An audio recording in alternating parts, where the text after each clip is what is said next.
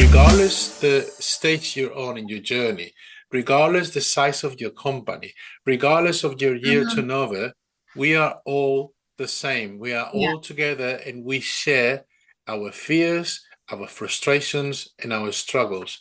And all of a sudden, you realize that you are not alone, that Mm-hmm. all these people that may look so successful in the outside, they are facing the same challenges as you are, the same struggles, the same fears. Hello, and welcome to another incredible episode of The Power Shift. And you can see I'm in a somewhat different room. It's our new podcasting studio. Okay, not ours specifically, but as you may have seen me on LinkedIn, I've moved to a co-working space in Portland Place. It's in the Harley Street district. It's a health tech community. It's called Hale House, and it's got a podcasting studio. So really excited to be here, and start filming here as well. And today I've got a really special guest, and we're going to be talking about a topic that's very close to everyone's hearts, which is really about what are the key blockers that stop doctors from developing impactful careers. So I've been in this space of alternative careers, industry careers for doctors for 11 years now, and I've done a lot of work with my team to really open up the opportunities for doctors that are available. And don't get me wrong, there are several doctors who have transformed their lives and started really incredible businesses or got into leadership roles and industry careers, and I've seen their journeys. But actually the vast majority, I'd say at least like 90% at least, are stuck. They know they want to do something differently, but they just can't move for several complex reasons. And a lot of the work that I do in the Doctors in Industry program, which helps doctors to move to industry faster, is not like the actual how. That's the easy bit. It's the mindset challenges that are, and the beliefs that hold doctors back. So we hear people talk about imposter syndrome all the time. And so anyway, in my journey of trying to understand myself better so I can grow and help more people, I myself joined a coaching program and met this incredible person here who is working in a very similar space in the work that he does. So I'm really excited to introduce to you Dr. Arturo Almeida, who is a surgeon and a serial entrepreneur. And he also helps doctors who are also building businesses, primarily in the aesthetic space and some other spaces, but again, seeing those same challenges. So I was like, well, why don't we talk about this and flesh this out on the table? I'm really trying to understand why and how doctors can unblock themselves. So if you are someone that recognizes, not every doctor recognizes this. In fact, most doctors don't. I've been there for years. If you know or suspect that you have a mindset blocker that is stopping you from moving forward in your career, then you cannot miss this episode. So welcome. I'm so glad we could finally do this. Thank you. Thank you very much for having me. It's a real honor being here with you and obviously with all your audience. Yes. Yeah. So, I mean, let's jump in because, I mean, we both joined a program as doctors. It's a non-doctor program, because we were looking for something bigger and better and wanting to grow ourselves. And both you and I, we know that qualifications only get you so far in growth. No, Am I right? certainly not. Yeah, absolutely. You're right. Yeah. So I'd love to hear more about like how you came to go to, as a doctor, again, how you came to get into this coaching program. What were you looking for that wasn't being met in your day to day? And who have you helped so far, like leveraging what you know as a doctor? Well, I mean, it's a great question because I knew about this coaching program called G Coach by listening podcasts, which I'm an avid listener to these podcasts, and then I was listening to marketing podcasts, and you may think, well, what a doctor is doing listening to marketing podcasts.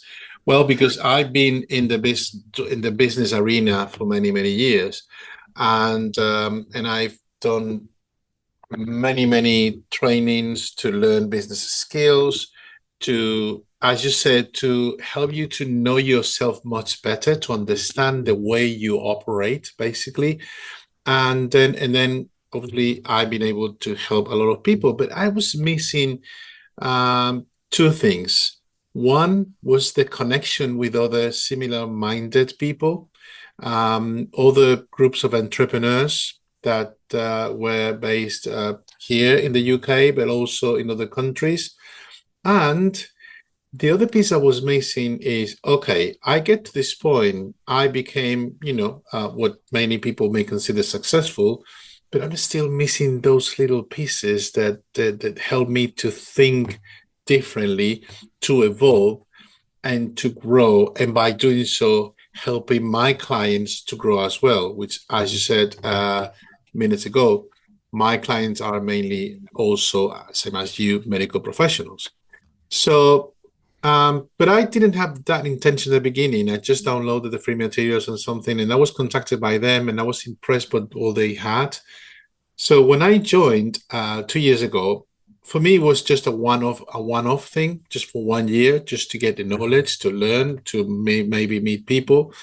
And when I began, I realized that, well, hang on a minute, there's a lot of people that have been here for 2, 5, 10 years. What's the point? Because I didn't get it at Mhm. the beginning. I said, well, I mean, 1 year, that's it. I mean, I don't think I want to need more than that.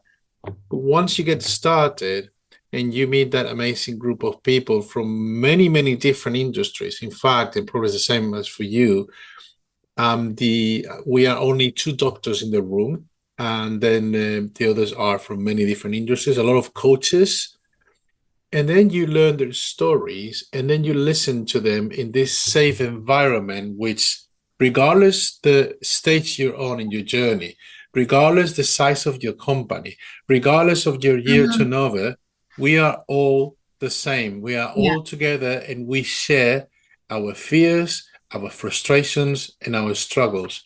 And all of a sudden, you realize that you are not alone, that Hmm. all these people that may look so successful in the outside, they are facing the same challenges as you are, the same struggles, the same fears. You mentioned imposter syndrome. That's one of them. Still with these, successful Yeah. people. Yeah. And then it makes you feel that, okay, I'm not the only weirdo here. There are other people that are suffering the same, and they just literally, this group became part of my journey. And once I got started, I completely understood why there were so many people staying longer. And the tools are amazing. The program is really well structured. But in my experience, the connection, the network is priceless. So this has been so far my experience with this coaching program, which just hasn't been the first one I've been on. So I'm really glad you mentioned so many elements of that I would love to deep dig into. I think the acronym FFS in some ways is like, for fuck's sake, but the fears, Exactly. frustrations. Yeah, We well, heard that one exactly. before. For fuck's sake, the fears, frustrations, and the struggles. Um, That's a good one. which is great. I'm taking that. I've made that live on podcast.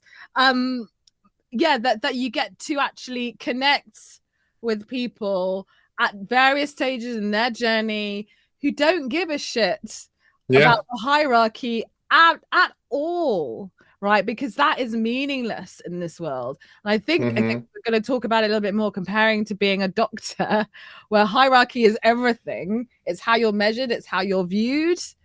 Professionally, it's just a complete opposite in many ways, a complete game changer. um Yeah. and and as you said, like, why do people stay for as long as they stay? It's the connection. Oh, It's yeah. like having something deeper, something greater, something more meaningful, that in medicine a lot of us have lost, in the way that, especially in like 100%. systems, because we all work in silos or in individuals, and we're pitted against each other, and like we've all got the competition, and all of that stuff that then fragments our profession. And we're talking at a time when doctors are striking again, right? On our, we're not valued. So I think it's really interesting how you describe that. And I'd love to lead into our first point, which is, or question that we should really tackle, which is how does our medical training and culture shape the way we think about success, money, risk? And yeah, actually, I'll start with that question. Yeah. Well, okay, that's a tricky question because I think it doesn't have a one answer. But basically, I think that particularly nowadays, medical training is all about technical skills and diagnosing images, tests, assessing, results coming from blood tests. And in my opinion and in my experience, and I've worked not just here in England, the US, and the NHS, but I've worked in other countries, Spain, the US. I think we doctors have been taking away the main reason why we became medical professionals in the first place, which is to help patients. And we have ended up doing a lot of admin stuff that makes us waste a lot of time. It's about the politics within a hospital. I always try to explain to my friends that hospitals are like a small, countries, if you like, or something, and there's a government there, and there's a fight for power. And you mentioned that before. I remember many years ago working in a hospital in Spain, and as a surgeon, and then I remember being there, and it wasn't about the patients anymore. There were two different factions within the surgical department that were just fighting against each other to the point that it was a patient that was looked after by surgeon A that belonged to team A. The surgeons from team B, they didn't care about the patient. And I thought, Yeah. this is ridiculous. I mean, Stop being about the patient, we've right? lost exactly. So I think that medical training is now more into that. Sometimes, and I can see that in the registrars or residents, they the first thing they look is not the patient. They look at the ultrasound scan, they look at the CT scan, the report, the blood tests, and then once they get a picture of that, those tests, which are not the patient, they get a couple of diagnoses in their mind, and then they go to the patient. They have a preconceived idea about that, just think test and ultrasound scans and things like that, and not longer about the patient. So therefore, we're no longer listening to patients as we should. And I think this is something that has been lost in, particularly within the systems. And as I said, this is not exclusive to the NHS, but No, I've not at lived all. a It's a similar global thing. situation Yeah. in many other, health systems around the world. Yeah. Yeah. Yeah. I guess the question is like, why have we stopped listening to patients, right? And how does that relate to how we progress in our careers, whether that's clinical, whether that's leadership, whether that's industry? Yeah, I'd love your thoughts on that.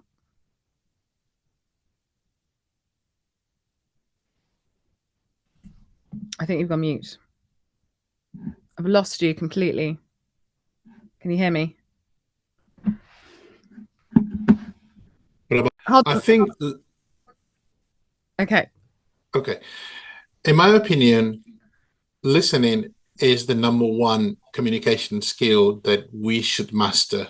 But I'm not talking about hearing the noise. I'm talking about actively listening to people, trying to understand their deepest needs, not just about what they say to us in the first place, and asking open-ended questions so we can really understand the deepest needs and what they want to get out of us, the doctor.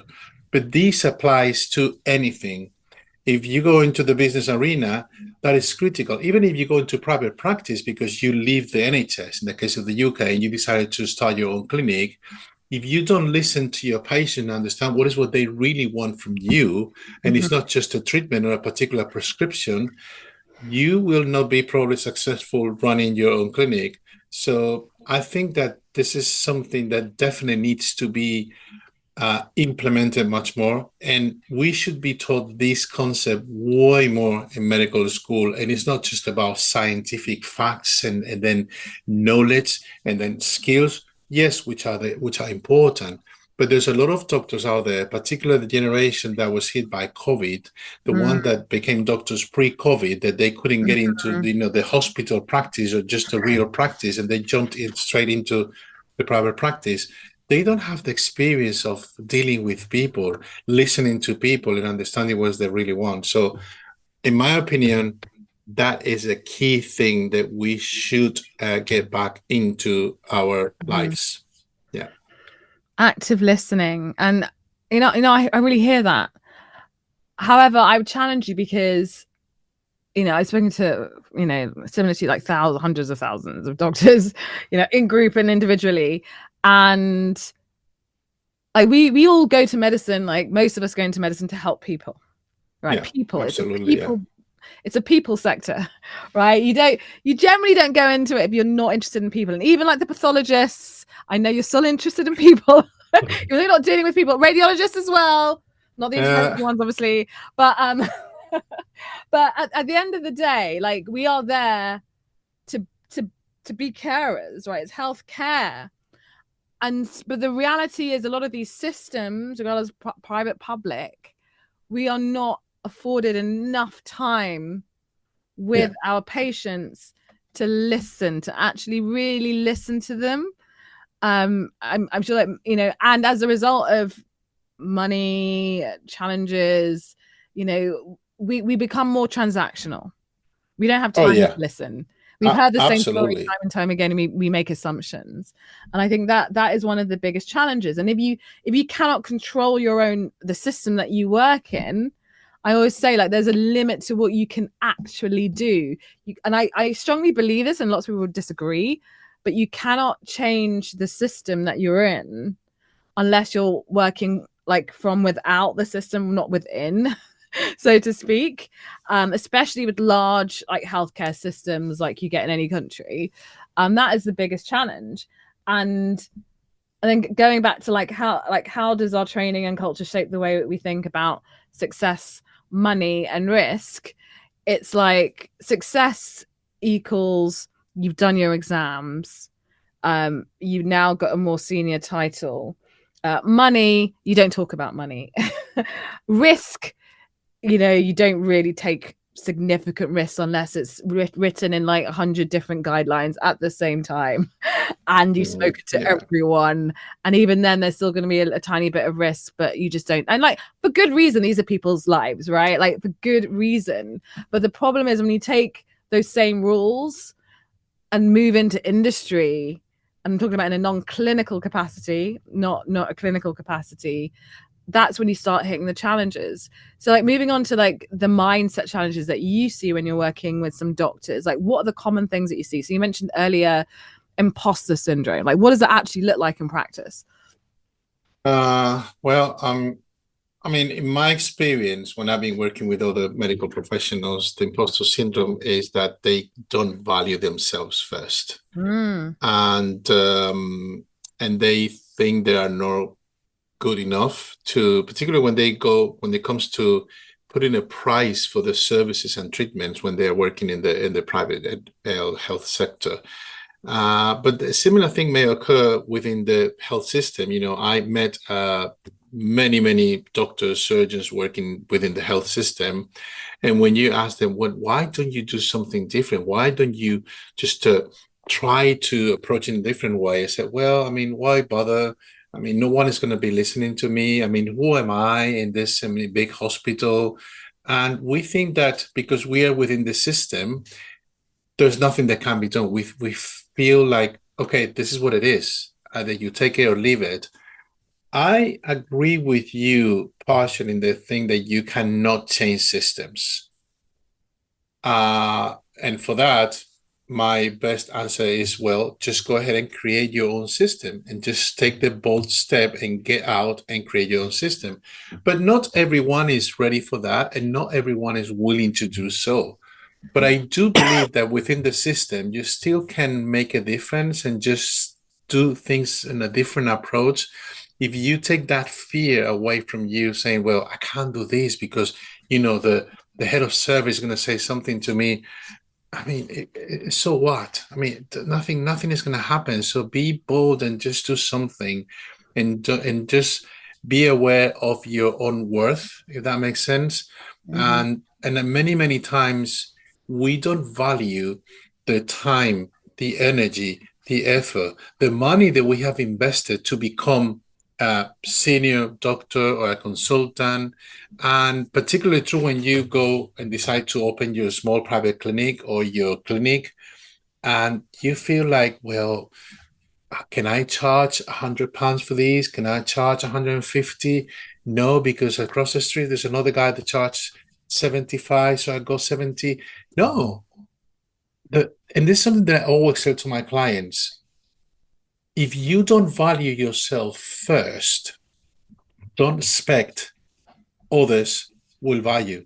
No, it's not going to happen. Your clients, your patients, or your colleagues won't value you if you don't value yourself first, which goes back to working in your mindset and just to realize, say, hang on a minute, I'm here because I spent X number of years becoming a doctor, going through medical school, being a specialist, and then having all these years in the hospital and just getting my skills to this level. No, I mean, I'm not anyone. If you go and I get, someone to come over to my house to repair my dishwasher, he's going to charge me a minimum of 250 just to start with.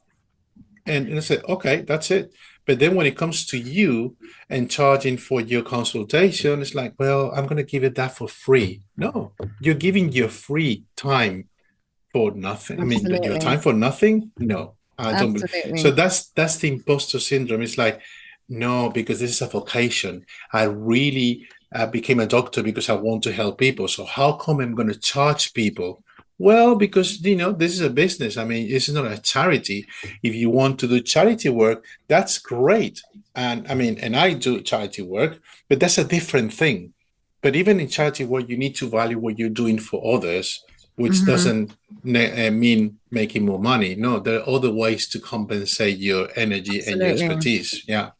No, absolutely. So I love that. So it's like the points you raise is like doctors don't value themselves first, and I feel that Hmm. again goes back to the culture of healthcare in general. Yeah. Oh, yeah. Which like from memory, I mean, I formally left the NHS in 2017, for example, and there's a very strong culture of patients first, which again, for great reasons, great reasons, but I also think it then displaced the the individual, the healthcarer, being a priority as part of that. It's not as simple as patients first, unfortunately, because a lot of those kind of environments attract people who genuinely want to care for people at their own sacrifice, at Hmm. cost to themselves.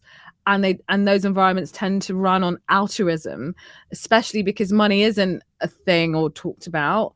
And so, especially if you're a doctor who's developing your career in industry, you're taking that legacy with you, basically. And I remember when I first started my business, I was exactly that. I was like, I think everything should be free.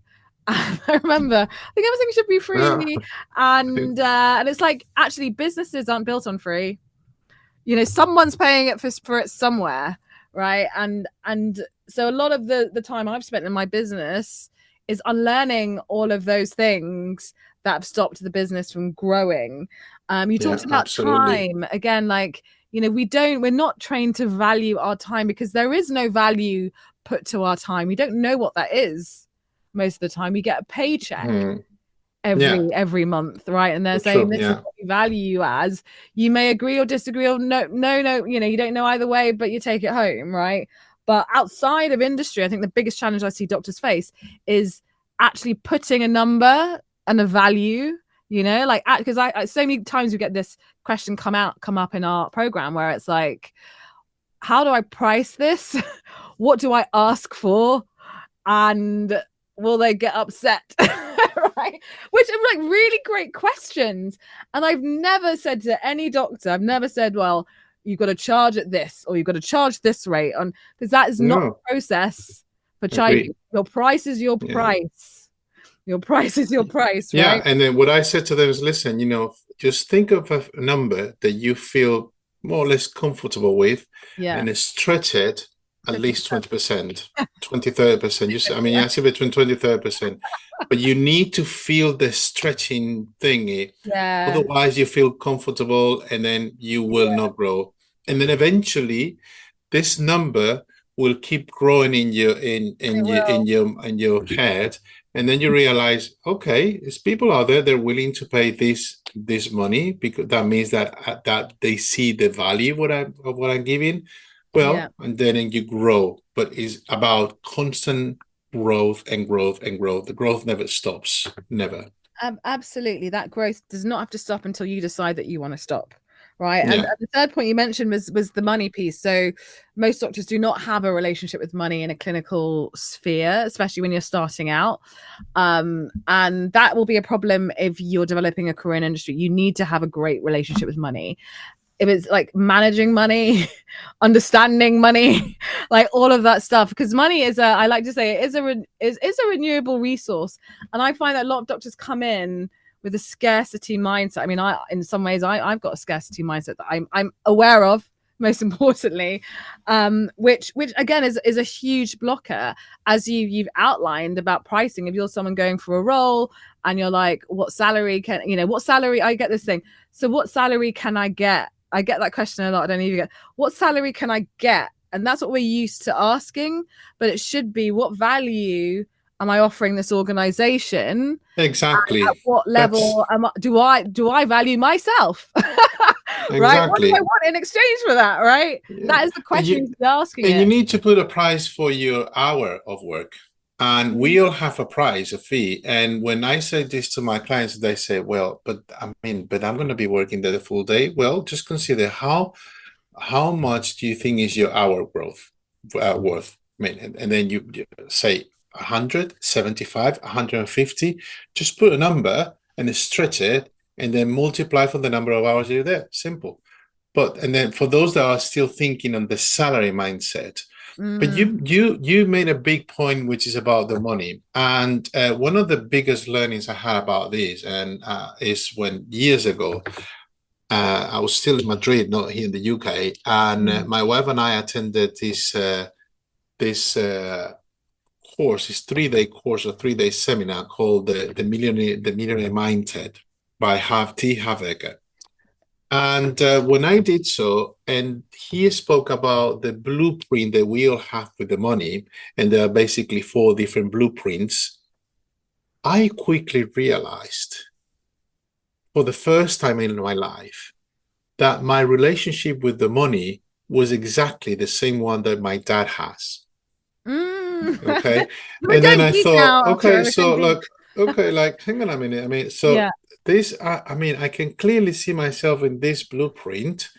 And then it was the first time when I realized that that was the first thing that was to be aware of. There's my own relationship with the money. Mm, Back in those days, I was doing a lot of surgical waiting lists in Spain, mm. and I was making, a very nice amount of money, but it never stayed. I was just always a person that loved to give things to my friends and the people around me, and it was just, I have the money, I'm going to enjoy that with the rest of the world, and not just to save or invest it or something. My dad was exactly the same. And then so I began to change a lot of things after that 3 day seminar. And I read the book, and I attended again the seminar in London. So that's one thing, is understanding what is the relationship you have your money first, your own Yeah. relationship. And the second thing is like a bit more technical, but absolutely necessary when you're running a clinic or business, or you are self-employed, which is you need to know your numbers. There's Yeah. no other way. I mean, if you price your service at, say, 200, the question is why? Have you considered all the costs? Yeah, I mean, the product that I use is 100. Okay. What about the other things, the overheads, the hiring of the room, your own, how much is your time, your fees, and all that sort of things? And then realize, well, the profit I get is just nothing or even Sure. less than that. So those two things are really important. And we, in particular, have never been taught about finances at all. Yeah. Yeah. No, absolutely. And I think that's one of the reasons why we have money as a module. And we've got doctors who can teach entrepreneurial finance as well as personal finance. on our program, because that is a massive, I say, blind spot, gap. But another really important reason why you need to know your numbers and money is we're moving into the whole like the commercial mindset. And I think this is another mindset trap I'd love to explore with you. So a lot of doctors, you know, they develop their careers in industry, or they move into industry and they see a job and they're like, I do actually just need to go and just do an MBA and then I'll be good enough. Again, it's the qualification mindset, which I talk about extensively because we're all qualification junkies. But like there's this belief, again, because we have a lot of beliefs, there's facts and actualities and beliefs, that we essentially, the only way to really develop a commercial mindset is to do a degree in it. Basically, and that's where, and at the end of the day, an MBA is not an inexpensive way of doing it. It's one way of doing it. It's not the only way of doing it. 100%. And again, it's the mindset that a lot of these employers are looking for, the understanding rather than the tick box. Because a lot of people, it's relatively easy to get a tick box, and that not translating to the mindset. And it's really that true, that a lot of people that has an MBA, they are not really entrepreneurs. They're chasing the MBA to become, you know, C-suite executives of within the corporate world, but not an entrepreneur. I mean, because MBAs don't really teach you all these things that you're going to need if you decide to take this leap into the industry. It's not practice. There is a difference. Absolutely, Like in med school, we go to med school for 5, 6, 7 years, whatever. But the real learning happens when we start working. And Absolutely. I think a lot of doctors kind of don't realize like how much we learn when we're working, and actually that is the goal, not the degree itself. But because we're conditioned to believe if you get this exam done, if you get this degree, and then you'll be good enough, like that is the challenge that we're constantly seeing. So I mean, these are really cool facts. And the other mindset element that I'd love to explore with you before we go to the last question is about being seen. So there's this humility. I mean, I'm not even sure where it comes from, and I kind of know why it happens. But as doctors, we tend to be quite we keep to ourselves, no matter how high. So, for example, I know I've seen a lot of doctors. There's one particular doctor who has an honors. So this is a king's honor, by the way. This is like Empire Award, right?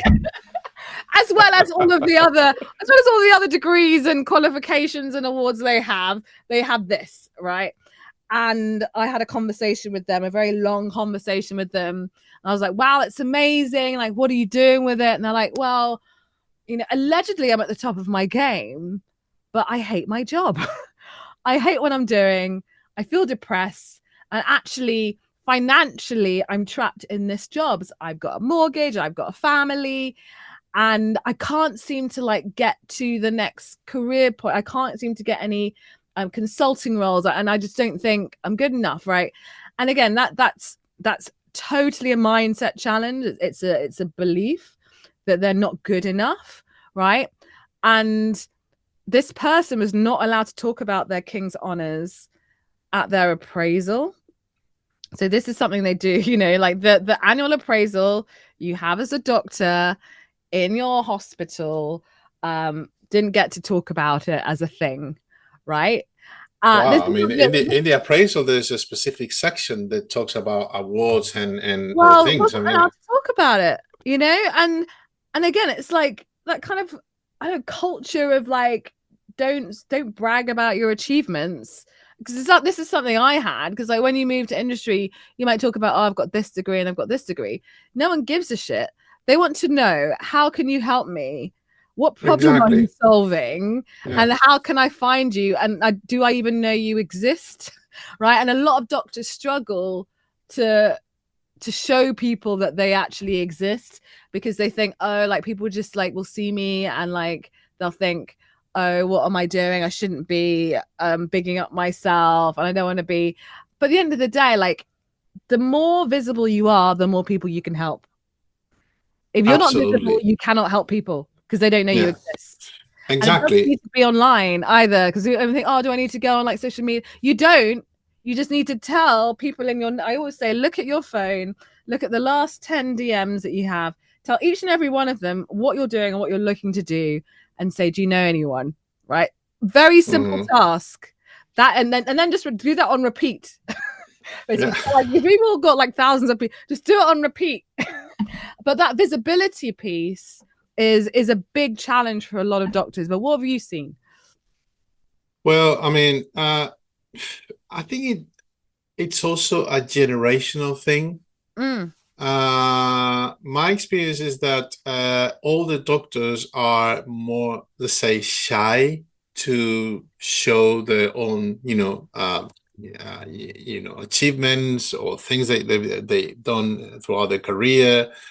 Perhaps because we come from a generation that we were told. My mom used to say to me, I mean, don't even brag about who you are, where you live, blah blah blah, because that is not right. And I believed so because it was my mom telling me that until I realized that it was just a story, it's a belief. No, that wasn't true. And still today, I think one day when she's visited my website and in my website I talk about all the things, and I'm a award-winning surgeon, global public speaker and so on.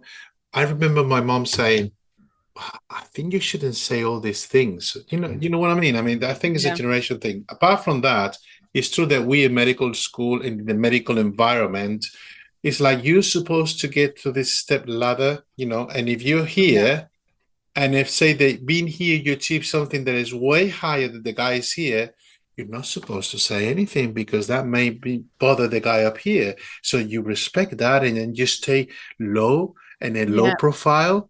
And well, within the system, I still disagree. I think it's absolutely fine to say it, loud and absolutely. clear. I mean, because you need to be proud of your own achievements, and if it Yeah, bothers anyone, that's their problem, not that's their yours. I problem. mean, like, I always but say, if they don't want to talk about it, who, if they don't want you to talk about it, who is that serving? exactly, exactly. But when you go out in the industry, you better sell what you are and how you can serve others, because otherwise you could be the best kept secret. Yeah, So you have all these things and you know that you can achieve all these and you can help all these people. But if you don't want to bother anyone and you don't want to say that aloud, loud and clear, the world is not going to know. And it's true that the more you get yourself visible, the more likely you're going to have these trolls, particularly in social media, that they hide behind the screen, yeah. and they may start to say, not precisely nice things about you. In my experience, when that happens, it tells you that you're in the right place. Oh, Because then absolutely. you're stepping on some stone, and then you start to complain because no one wants to be perceived as they are less than you, and you don't do that for that reason, but you Yeah, want to show what you can do to help others, and you can attract your audience. And I think your message should be this one, that attract the people that you really want to serve, and at the same way push away all these yeah. people that that you're not interested in working with. Absolutely. I mean, I actually met Stephen Bartlett last night and read his book. And actually, I talked to him about his book, which I happened to read. And actually, we didn't talk about this particular point, but that this part resonated with me in his book. And as a result of that, it is like being visible is not at all about being liked by everyone. In fact, like what you, again, strategically, the best thing that you can do for yourself, especially when you're going out there promoting what you do, is to really like polarize. So like have a Yeah, real, like, put the flag in the sand saying, this is who I help, this is who I do not help, yeah, and have really kind of like polarized views. Because when I came into it, I was all very neutral. I get that side and I also get the opposite side and I get that side, and like, but then people don't know where you stand. Right? It kind of reminds me of Hamilton, like, who are you for? But it's literally, because the right people will come to you if you've got very specific polarized views. So for yeah, example, like, I am very much for doctors developing their own careers on their own terms, right? No questions asked, no end point. And I believe that all doctors should have the capacity to grow their own businesses. I'm very much into entrepreneurship, because it is, from all the exploring I've done, the only way to create something that's yours, that you control and make an impact Yeah. at scale. Once someone else owns it or controls it, you do not have that capacity. And so I will say that again and again and again. And that's an example of a polarized view, because the opposite of that could be like me saying, I believe doctors could be doing entrepreneurship, or they could be getting a job, or they could stay, and all of them is fine. Right? I could be saying that all the time. And actually I do believe they're all fine because everyone's different.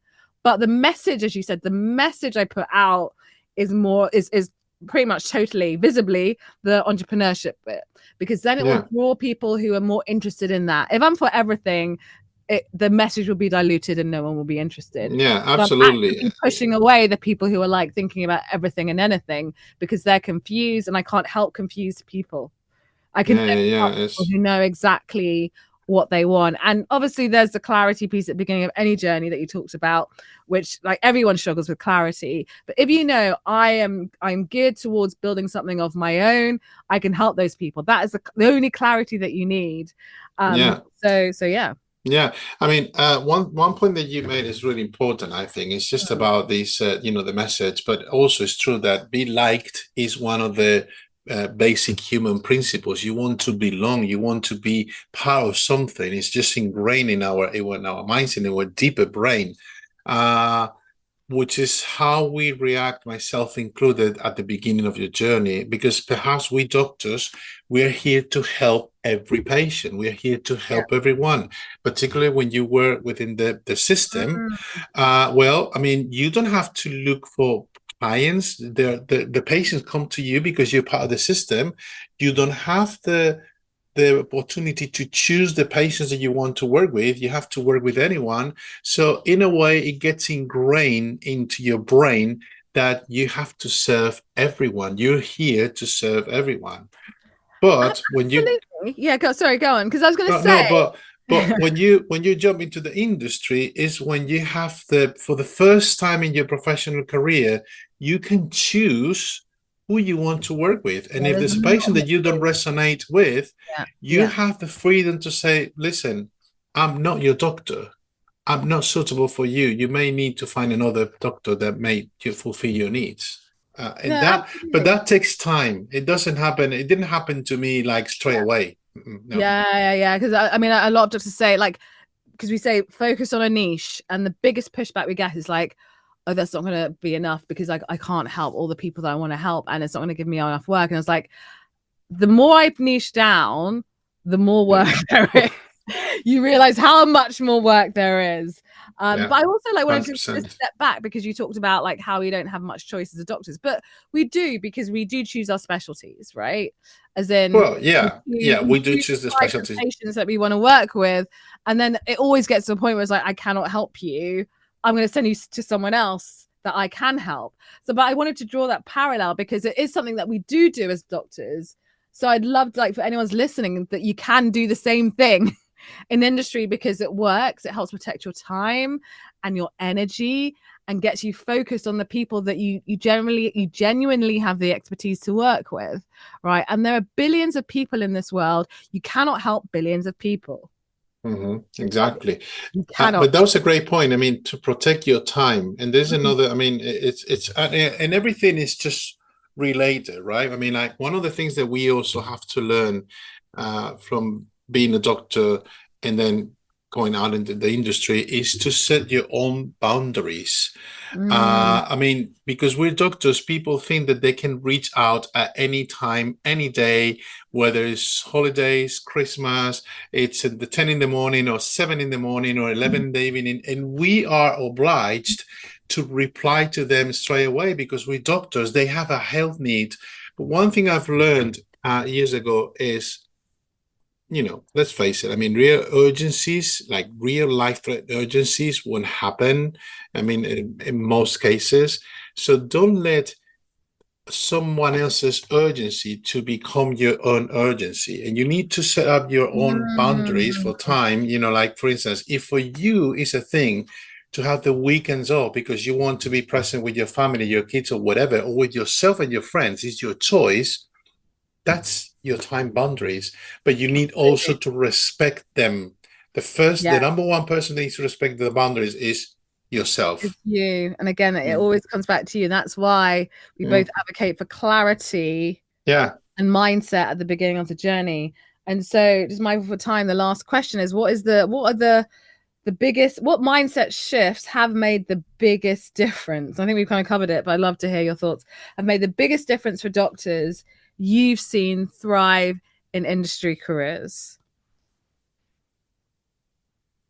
That's a great question, and I can think of different things, but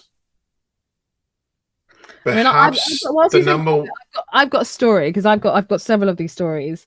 Okay. But I've got one. I mean, this is an example of the perfectionism mindset trap as well, which we haven't talked about. But I have a doctor on our program now. They're on the program. But whilst speaking with them, they were interested. They wanted to build their own business. Actually, like a lot of doctors we support, and they just didn't know how to get started. And was working on the business plan, right? And said, "Hey, I'm working on the business plan. It's not done yet.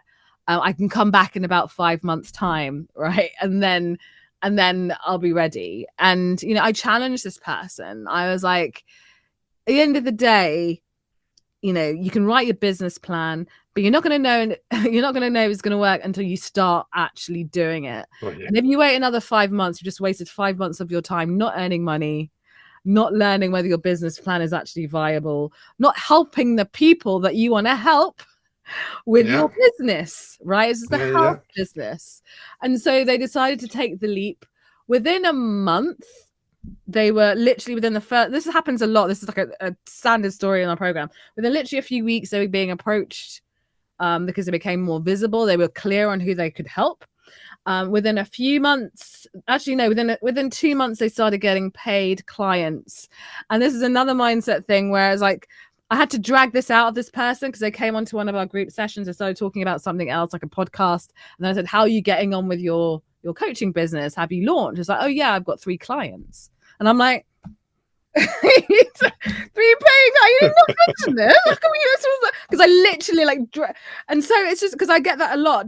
Doctors don't celebrate their wins or their successes. Oh, yeah. This is a culture we've also built in our program. Yeah. Yeah. But this person got the successes in the first few months. And had they gone and done their business plan, they would not be making any money or doing any of the things, building Mm-hmm. their So authority, true. getting known in their niche. And so Yeah. it's that delay, like the delay. I want to get this perfect. I want to get this 100% before I do anything. I think that's the biggest mindset challenge I see doctors. But I also see once that's unblocked, it creates the biggest transformation because you haven't delayed. You're just learning in the doing. And we say action takers, they always win. Even if you fail quickly and then you iterate because that's how you become successful. That's how all the successful people have become successful, by failing a lot and doing things quickly and learning Oh, from it yes. Oh, rather yeah. than Absolutely. reflecting. But yeah, how about you? Yeah. I mean, if I mean, I would give you like the two main things that I think it's important about mindset, and I tell my clients. Number one, said that before, value yourself first. Give yourself the value that you deserve. You are not a commodity. You are not an injector. You are a professional, and you should embrace that. So value yourself first. Second, it's always better done than perfect. Yeah. Just what you said. I mean, always. Years ago, I've met this guy in Spain, a business owner, many years ago, and he said something to me that is stuck in my mind, which is, say, Arturo, it's always better and imperfect success than a perfect failure, which is true. I mean, Mm. like, and I've been there. I've been trapped in that perfection thing, and then so and you said it right. The only way to learn is by making mistakes. That's how we human beings learn to walk. Yeah. I mean, Yeah. we just forgot. Yeah, man, we forgot about that, but we All learned over time and time how to again. walk. Yeah, but just failing and failing. Imagine a Yeah. baby just falls off the first time and say, "Okay, I give up. Yeah. I'm not going to try." No, I'm gonna that's try again until I perfect no. it sitting down. No, they keep trying and trying and trying until one day, okay, Yeah, yeah, that's yeah. it. It's the same thing. It's just to repeat what made us human beings and successful and the top of the species. You know, it's just about thinking about these little things. Well, that's right. I mean, that's how we all learned to walk, by failing, and eventually we just achieve that. Yeah, absolutely. So I mean, this has been an incredible gold mine of mindset amazingness. We've covered so much on really, like, the things that come up for me is about tackling imposter syndrome is a big one. Yeah. Time, money. We've just talked about perfectionism being a big one. Importance of like active listening, especially when you're with your patients, like doing what you can in the system if you can't get out right now, but recognizing that if you really want full control over something, whether you want to build something, whether you think something can be done better, you can do it better. You have to believe in yourself, but do it on your own terms. And it's very difficult if it's within a system. So yeah, I mean, also, may I add something else? That was another thing. Value yourself first, being the final take home, and better done than perfect. So Arturo, I want to say thank you so much for your time and joining us in this really insightful conversation. If anyone wants to get hold of you, how best they do that? Well, they can connect with me on social media. It's at dr.arturoalmeida.com and Instagram. Same is for Facebook, LinkedIn, and also on my own website, which is www.arturoalmeida, which is my full name, .com. And I'll share with you the details. I mean, and then from there you can contact me. You can even, if you want, you can book a call with me, and many other things that we offer in our website. So yeah. Brilliant. And I will add just one last thing, because I think, I mean, if for people who have been watching us, I think if one thing is clear is that we are both very passionate about what we do. You mentioned before about, you know, these professionals, really highly qualified professionals that are completely burned out, that they feel that that's the only way. There's no escape from that, you know, rat race. But I will say to them, whatever you do it with passion, feel it, live it. And when you do it that way, it's no longer a job. It's something that you do with passion because you really want to give to your clients, to the companies, or whatever you're working with. And you don't give up because it's fucking hard. Oh, yes. That's what I'll say. You're right, you better be passionate about it, because it's fucking, literally, there's so many obstacles. Yes, I mean, it's not a line like this, it's just like that. No, exactly. And the only way you're going to stay on that track is that you are genuinely passionate about it. Yeah, right. Exactly. Or it serves a real deep underlying need that we kind of touched upon today. You know what? Thank you so much, Arturo. Thank you so much. It's been a real pleasure spending this time with you. Thank you so much for inviting me.